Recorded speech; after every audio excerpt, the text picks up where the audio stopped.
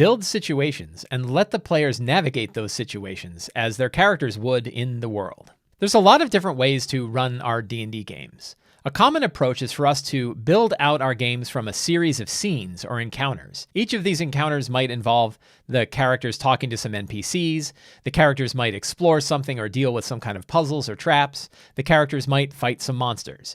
And we think about these scenes independently from one another. The scenes all chain together into a series, into one solid story, and maybe there's some decisions that happen in one scene that leads to a different path of other scenes. But generally speaking, we're building each scene independently. But there's another way we can build our games too, and I call this situation-based D&D. This is a pretty popular approach that many people, including myself, really like. Instead of building each scene independently, we think about the entire situation that's going on.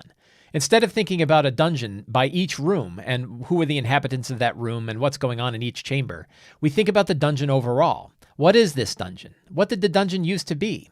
Who inhabits this entire dungeon, and what are they doing there? What's their common behaviors? And what goal do the characters have that bring them to that dungeon? When we build a situation, we design the entire thing thinking about it as it would be in the real world, thinking about what it would be like in a realistic situation. And then we let the characters at it, and the players choose the path that they want their characters to take, and we sit back and we watch what happens, and we let the world react as the world would react based on the actions of the characters. It's a really fun way to play D&D because we have no idea what's really going to happen. We don't know what path they're going to take. We don't even know exactly how the NPCs or the monsters or anything like that are going to react until it occurs. It's a really interesting way to do it. We can almost think of each of these situations as a heist. The characters have a job they need to do. There's a location that they have to go to. There are inhabitants at that location that have their own behaviors. And there's a goal. The characters have a reason to go there. One thing we can do is make sure that there are multiple paths that the characters can take to get involved in the situation. Maybe there's multiple entrances into a dungeon, or maybe there's different paths that they can take to get involved in the situation to begin with. This gives them lots of options, and it also prevents us from assuming that the characters are going to go in a certain way.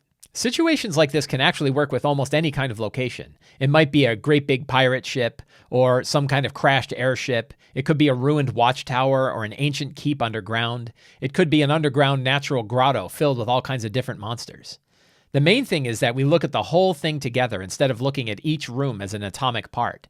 We think about the entire situation, all of the inhabitants that are there, and what those inhabitants might be doing, and how they might react when the characters go there. Then we just make sure that there's a reason for the characters to go there. There's an overall goal or drive. Maybe they have to recover a magic item. Maybe they have to kill an evil leader. Maybe they have to rescue somebody. There's lots of different reasons for them to get involved in the situation. The main thing is, what's the location that surrounds it? Who are the inhabitants of that location? What are their behaviors? And what different paths might the characters take when they get involved? When we're building out a situation, sometimes it works out really well to have different kinds of inhabitants. Maybe you have a ruined watchtower above filled with hobgoblin warriors that are protecting their warlord who has a necklace that the characters want.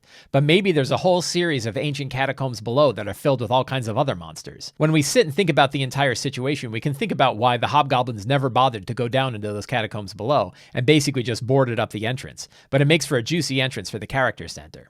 So we're not completely eliminating the characters from our thought when we're designing our situations, but we aren't planning out what path they're going to take. We don't know what path they're going to take. Instead, we're just building lots of interesting options for the characters to navigate when the players decide what path that they want to take. Situation-based D&D is a really fun way to play D&D. The best benefit is, as DMs, we have no idea what's going to happen. We're going to be as surprised as the players are to see what happens during our game. So the next time you're sitting to prepare a D&D game, try to think about the entire situation rather than building it out scene by scene or encounter by encounter or room by room. Look at the entire situation. Think about the location. What is it? What was it before? Who inhabits it? What behaviors do they typically have? And what goal might drive the players to go there? And what paths might they take when they actually get there? When we think about the entire situation at once, we're building a really interesting location for the characters to navigate and for a story that all of us are going to enjoy while the game is going on. I hope you enjoyed this video. If you did, you can help me out by subscribing to the Sly Flourish newsletter, subscribing to my videos here on YouTube, supporting me directly on Patreon, or picking up any of my books. Thank you very much and have a great day.